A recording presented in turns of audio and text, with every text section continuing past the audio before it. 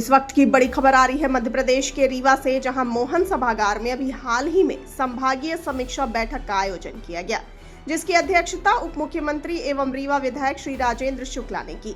इस बैठक में विभिन्न विभागों के अधिकारी उपस्थित रहे और संभाग के विकास से जुड़े कई अहम मुद्दों पर चर्चा की गई। बैठक में सरकारी योजनाओं की प्रगति का विस्तार से आकलन किया गया और उन्हें और प्रभावी बनाने के लिए सुझाव दिए गए।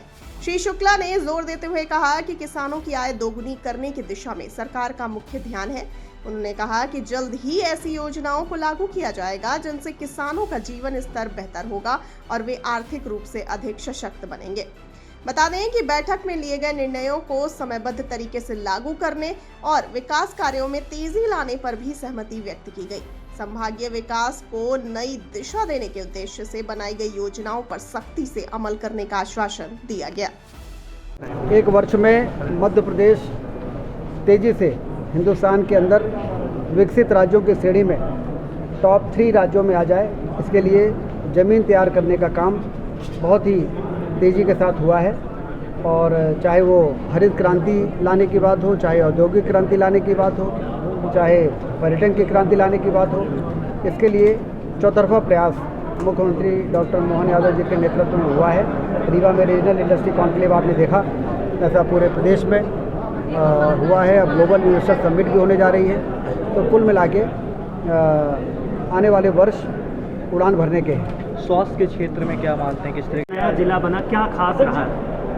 मैहर में तो सबसे पहले केंद्रीय विद्यालय सेंक्शन हो गया, ये खास रहा। केवीके के लिए जगह अलाट हो गई, ये खास रहा। कलेक्ट्रेट के लिए जगह अलाट हो गई, ये खास रहा। और पुलिस लाइन के लिए जगह अलाट हो गई, होमगार्ड हेडक्वार्टर के लिए जगह अलाट हो गई, जेल के लिए जगह अलाट हो गई। मतलब हमने एक साल में बहुत ही स्पीड से काम किए।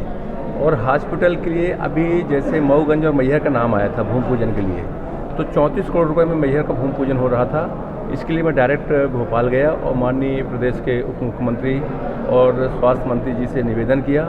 इसके लिए हाई लेवल बैठक हुई और उस भूमि पूजन को मरकवा करके उसका नया हॉस्पिटल के लिए 150 करोड़ के लिए अनुमति हुई। अभी जो 50 करोड़ सेंक्शन था वो उसमें बुक कर दिया गया 1-2 साल के अंदर अंदर। मैंने बोला हमारे यहाँ भी हॉस्पिटल है, हम हॉस्पिटल लेंगे तो पूरा कंप्लीट लेंगे, क्योंकि एक बार अगर जिला अस्पताल बन गया तो फिर दोबारा बनने वाला नहीं है।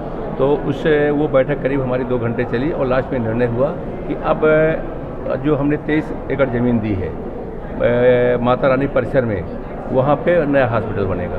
सिंचाई के क्षेत्र में और क्या किसानों की आय दुगनी के लिए क्या योजनाएं हैं? सिंचाई के क्षेत्र में अभी हमारी धनवाही लिफ्ट इरिगेशन परियोजना थी, उसके लिए अभी 56 करोड़ रुपये सेंक्शन हुआ है।